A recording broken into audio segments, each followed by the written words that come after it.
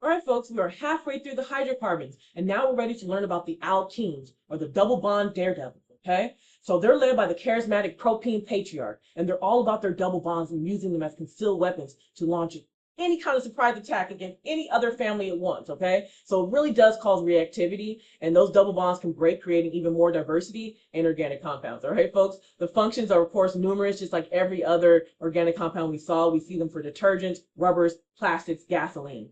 The main thing you want to understand is that you have something that's unsaturated. So you have an unsaturated hydrocarbon with at least one carbon-carbon double bond. And of course, double bonds are going to be sp2 hybridized, okay? Now, guess what, folks? When it comes to naming, it's just like the alkanes. The only difference is the suffix. So we always start with our prefix, our root, and our suffix.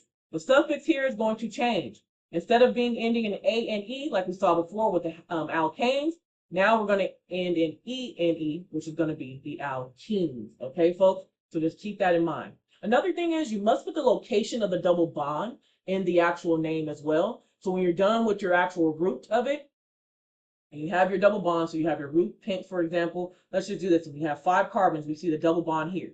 So some folks might say, I want to start numbering carbon 1, 2, 3, 4, and 5, making the double bond start at carbon 4. Remember, the goal is that we want to have the lowest carbon chain. So we actually would start here. 1, 2, 3, 4, 5.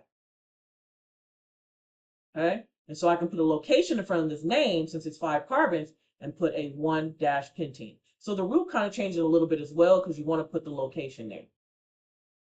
Now, same thing with butene here. We want to number it 1, 2, 3, 4, so we can have 1-butene instead of having 3-butene, because we want to get the lowest number. Okay? Again, just like the haloalkanes, you also want to have the carbon chain that is going to be numbered from the end closer to the double bond. So that's just me explaining that a little bit more detail. All right, folks, let's get some examples. All right, folks, so we know the drill. We got prefix, root, and suffix. We know our suffix is going to end. It's now going to be "-ine", and our root has to have a location attached to it. Everything else is pretty much the same. So first things first, let's get our root. Let's go ahead and figure out exactly what our longest carbon chain is going to be. So we can number it 1, 2, 3, 4. That's 4 carbons. Or we can have 1, 2, 3, 4, 5 carbons. So this will be our longest parent chain here.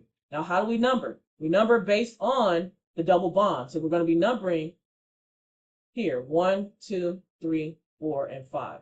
So here's our longest parent chain. We have 5, so we know we're going to be dealing with pent. It's a double bond here, so the ending is going to be "-ine". Now, what carbon does a double bond start? Carbon number 1. So we already have the majority of our name ready. All right, folks. Next, we got to consolidate any substituents. So I see CH3 here, which we know is going to be our methyl group. What location is it on? Carbon 3. There's only one prefix, so 3-methyl 1-pentene. Okay, so again, anytime you have a letter and a number, you must have a dash in between. Let's do the next one. Here, we got to make sure that we're getting our longest parent chain. So let's try to count that one first. We can do 1, 2, 3. That's too short. 1, 2, 3, 4, 5, 6, 7. That's pretty long. Okay. So that's going to be the one we start with. 1, 2, 3, 4, 5, 6, 7. All right. This is our parent chain here. Now the question becomes, how do we number it? Well, whatever's closer to the double bond. So we number it here, 1, 2, 3, 4. The double bond starts at carbon 4. We number it from this way, 1, 2, 3. The double bond starts at carbon 3. So that's what we want. Okay. Now, what do we do after that? Of course, I just want to get all of our substituents. Hydrogens are not considered substituent. Only, of course, our alkyl group. Okay, the things that are attached with carbon. So let me go ahead and look at that. And I have 7 carbons, so I know I'm going to have hept. This is a double bond here, so it has to be heptene. Location of the start of the double bond is going to be 3-heptene. I do have a prefix because I have a substituent here, which is methyl. It's on carbon number 6. So this is going to be 6-methyl 3-heptene. All right, folks?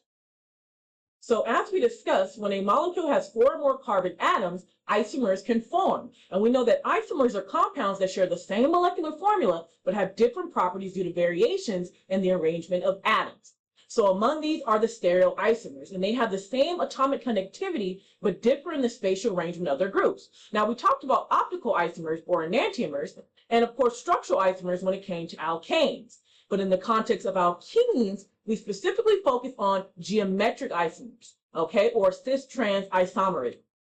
type of isomerism occurs because of the double bond between two carbons. In alkenes, this is going to restrict the rotation around those atoms. So for example, unlike single bonds, which you see here that allow free rotation, the double bond itself is going to consist of sigma bonds that connect the two carbons together, and of course pi bonds that allow for the double bond to exist. And it's those pi bonds that kind of lock all the attached groups in place. And the pi bond is going to create this really electron-rich region that prevents the groups from easily rotating around the bond. Where to, though? Well, first of all, I labeled it. I labeled the sigma bond between the two carbons here, and then the pi bonds you can see here, okay, like those dumbbell shapes. Those are our pi bonds. So if you were to rotate the groups around the double bond, the pi bond would break. And as you can see, they're not in the same orientation. But this requires a significant amount of energy. So that's the reason why having that pi bond and that double bond kind of locks those groups into place. And because of that restricted rotation, it leads to two distinct geometric isomers. The first is going to be the cis isomer, which we can see here and here. And the next is going to be the trans isomer, which you can see here. So let's focus on the cis isomers. Cis isomers have two non-hydrogen groups on the same side of the double bond. So first we identify where the double bond is for these carbons, and we see we have two non-hydrogen groups that are on the double bond. Okay, now often for us, especially in our course, we definitely are going to see two identical groups that are on the same side of the double bond. Okay, folks, so we see two methyl groups here and two chlorine groups here, and then we have non-identical groups down here. As isomers, we're going to have two non-hydrogen groups on opposite sides of the double bond. So we locate the double bond, we see one non-hydrogen group here and one non-hydrogen group here. We also see our non-hydrogen chlorines on opposite sides here, and then we have our different groups, but they're still on opposite sides of the double bond as well. So no matter what, for a molecule to exhibit geometric isomerism, of course, you have to have that double bond, and each carbon atom involved in the double bond must be bonded to two different groups. So here we have a methyl groups here, and then we have our hydrogens, and we see these two groups on the same side. Now here, yes, we have different groups here, but they are on the same side, so that is going to be considered cis as well. Again, for our course, we mainly focus on two identical groups, but I'm also going to show you as much of the details as possible, so when you get into organic chemistry and you go forward, you're not like confused by new information. Any other isomers, despite sharing the same molecular formula, okay, because they're going to have different physical and chemical properties due to their spatial arrangement of their atoms. Now let's go back to our previous example to see if there's any cis or trans isomerism that come out of that. First example, we had 3-methyl-1-pentene. The first thing you want to do if you're trying to identify isomerism is find that double bond. So we have our double bond here, and I'm just going to call it out. We have a carbon with two hydrogens attached. Then we're going to have our double bond, and then we have this carbon attached to a hydrogen. And then, of course, I'm going to label this entire thing an R group. All right?